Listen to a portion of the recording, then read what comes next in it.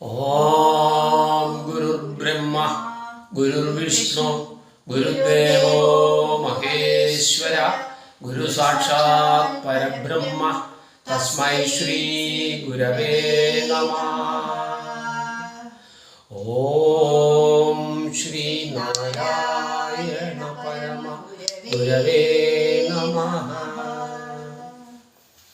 ഗുരുദർശന വിചാര കേന്ദ്രത്തിലെ ആത്മോദശതക പാരായണ മാസാചരണത്തിൻ്റെ 22-ാം ദിവസമായ ഇന്ന് നാരായണ ധർമ്മത്തിൻ്റെ ദ്വിതീയ സർഗമാണ് നമ്മൾ ചർച്ച ചെയ്യാൻ പോകുന്നത്. ദ്വിതീയ സർഗത്തിൽ 4 കാര്യങ്ങളാണ് നമുക്ക് ചർച്ച ചെയ്യാനുള്ളത്. 1 ധർമാധർമ്മ വിവേചനം, 2 ജാതി മത ദൈവ വിചാരം, 3 മതനിരൂപണം, 4 ഏകദൈവ വിചാരം. ഈ 4 കാര്യങ്ങളാണ് ദ്വിതീയ സർഗത്തിലുള്ളത്. മനസ്സിലായോ? മനസ്സിലാവണുണ്ടോ പറയണത്? അപ്പൊ അതുകൊണ്ടാണ് ചോദിച്ചുകൊണ്ടിരിക്കണം. അപ്പൊ എന്താണ് ധർമാധർമ്മ വിവേചനം എന്ന് നമുക്ക് പരിശോധിക്കാം. യഥോ ധർമാത്മന മുഖ്യമായാതാം യേന ജീവതി യസ്മിൻ വിലയമാപ്നോതി തസ്മാത് സർവം തദാത്മകം. എന്താണ് ധർമാധർമ്മ വിജയനത്തിന് ഈ 4 വരികൾ? 4 വരികളൊന്നും അല്ല കേട്ടോ, ഞാൻ ഏറ്റവും പ്രധാനപ്പെട്ട 4 വരികൾ എടുത്താണ് ചർച്ച ചെയ്യുന്നത്. അല്ലെങ്കിൽ ഒരു ധർമാധർമ്മ വിവേചനം മാത്രം പറയാൻ നമ്മുടെ ഒരു ദിവസം ചിലപ്പോൾ വേണ്ടി വന്നേക്കും. അതുകൊണ്ട് ധർമാധർമ്മ വിവേചനത്തിൽ പ്രധാനപ്പെട്ടതായി നമ്മൾ അറിഞ്ഞിരിക്കേണ്ട കാര്യം എന്താണെന്ന് ചോദിച്ചാൽ, ധർമ്മസ്വരൂപത്തിൽ നിന്നാണ് ഇക്കാണാകിയ പ്രപഞ്ചം മുഴുവനും ഉണ്ടായത്.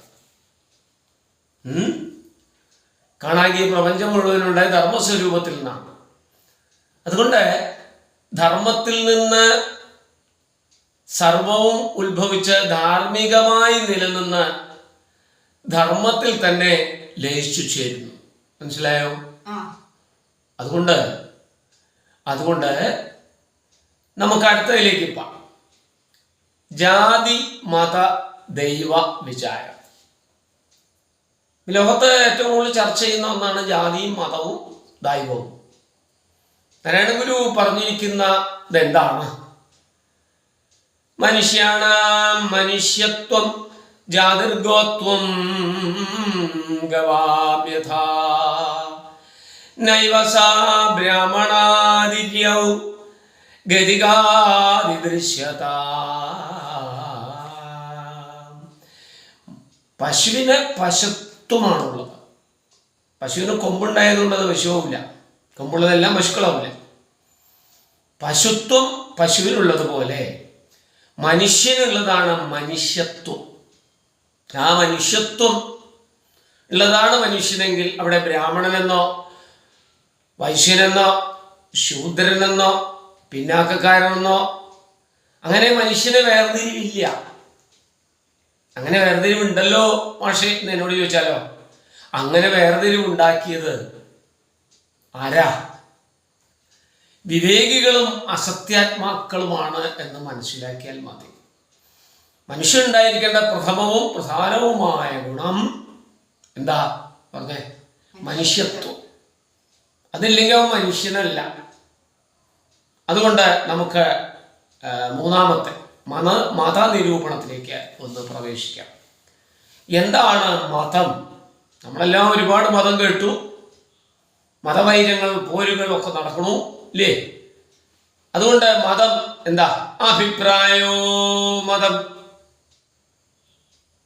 നാമമഹതാം തത്വവേദിനാം മതസ്യ സാരം സർവോ അഭി വാക്യവൈചിത്ര്യദൂഷിത.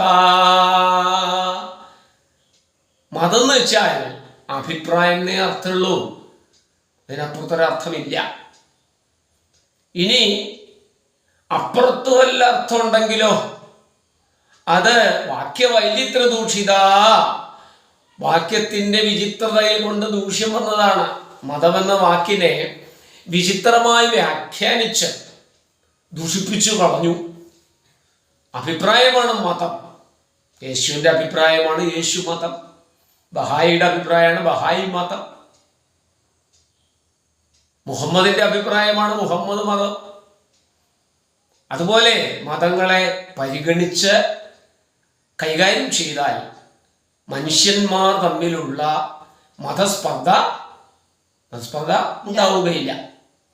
മനുഷ്യരെല്ലാം ഏകോദര സഹോദരങ്ങളെ പോലെ ജീവിക്കും. അങ്ങനെയാണ് അർത്ഥം നോക്കാം. ഏക ദൈവ വിചാരം. വിഭിന്ന മതവാജസ്തു സർവോ സമ്മതം നിശ്ചിത ഏകോ ദേവൈതി പ്രാഹുരേകത്വം സർവസമ്മതം. എല്ലാ മതങ്ങൾക്കും ഏത് മതം എടുത്താലും ഒരു ദൈവമുള്ളൂ. അപ്പൊ തന്നെ മനസ്സിലായല്ലോ, വിഭിന്ന മതങ്ങളായാലും ഒറ്റ ദൈവമുള്ളൂ. അതുകൊണ്ട് എല്ലാവരും സംബന്ധിച്ചിട്ടുള്ള കാര്യമാണ്. പക്ഷെ എല്ലാവരും പറയണു, ഞങ്ങളുടെ ദൈവമാണ് വലുത്, ഞങ്ങളുടെ ദൈവമാണ് വലുത്, ഞങ്ങളുടെ ദൈവമാണ് വലുത്. ഇത് വേണ്ടത്ര സത്യവിവേകം കിട്ടാഞ്ഞിട്ടാണ്. ലോകത്ത് മൂക്ക് താഴോട്ടുള്ള എല്ലാ മനുഷ്യർക്കും ഒറ്റ ദൈവമുള്ളൂ. അത് അനേകമുണ്ട് എന്ന് പറഞ്ഞുണ്ടാക്കുന്നത് ശുദ്ധ അബദ്ധമാണ്. ആ ശുദ്ധ അബദ്ധത്തിൽ പെട്ടിട്ടാണ് നമ്മളിപ്പോൾ ഇങ്ങനെ കഴിഞ്ഞുകൂടുന്നത്. പിടികിട്ടിയോ?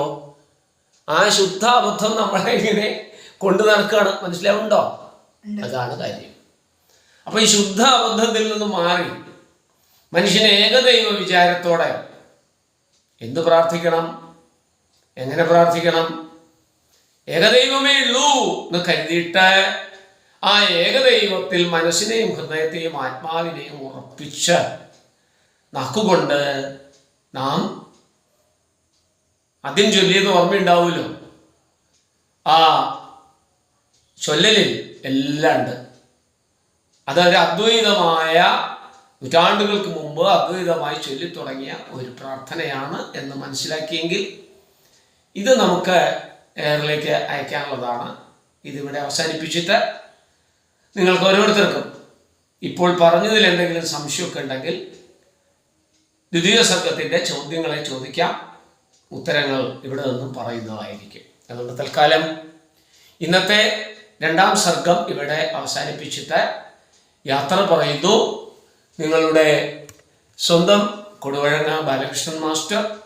നന്ദി, നമസ്കാരം. എല്ലാം ശുഭമായിരിക്കട്ടെ, എല്ലാം സന്തോഷമായിരിക്കട്ടെ, ആഹ്ലാദമായിരിക്കട്ടെ.